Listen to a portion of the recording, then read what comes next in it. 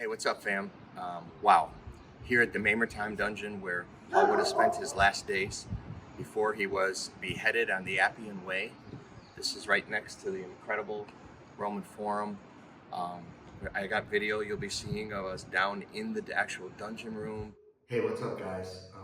This is kind of surreal, but we are literally in the dungeon, the Mamertine dungeon, where the Apostle Paul would have been before his death.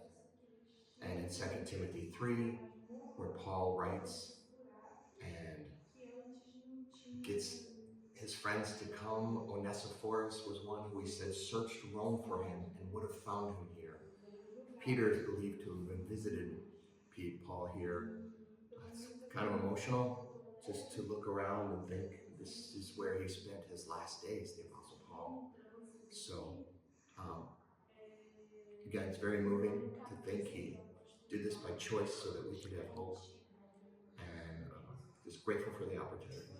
I think about Paul writing 2 Timothy 3, 4, just as he's near the end of his life. And he's writing to Timothy, his dear friend. And I love what he talks about in 2 Timothy 1, 16 through 18. He says, Onesiphorus searched Rome for me and would have found him here to visit him.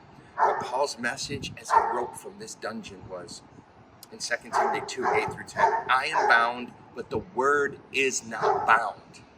And then he goes on to say, present yourself as one approved who correctly handles the word of truth. That's what he cared about as he was in this prison, suffering for our cause so that we would have a future. And I think, man, we need to take that charge, be able to correctly handle the word and live by the word, so that it then says we can be a special instrument for God. That's what Paul wished for all of us. He was persecuted, but he said, continue in the word. All scripture is God-breathed, and he wanted us to really know that as he was writing from here. So I feel so inspired, so challenged by it all. But I think for us in this day and age, we can take that charge. Although he was bound, the word was not. We are free to get the word out. Love you guys.